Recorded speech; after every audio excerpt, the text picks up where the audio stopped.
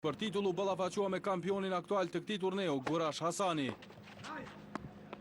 Seti I parë ishte më I balansuar dhe përfundoi 6-4 në favor të 18 vjeçarit.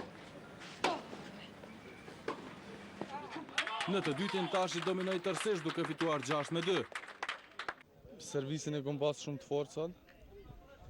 Ju më qeni qetë sot dhe që jo. Hasani humbje në epitetit të më të mirit e arsyetoi me mungesën e përgatitjes fizike. Thjesht përgatitja fizike ka qenë ai poenta që edhe s'ka mujt me rezistu ma shumë setin e dytë faktikisht. Vullnet Tashi që jeton në Zvicër cilësohet të jetë tenisti kosovar më me perspektivë.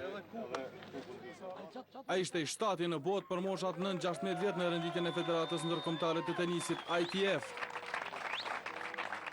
Tashi së shpejti do të futet edhe zyrtarisht në ranglistën elite profesioniste ATP, ku garojnë emrat më të mëdhenj të tenisit.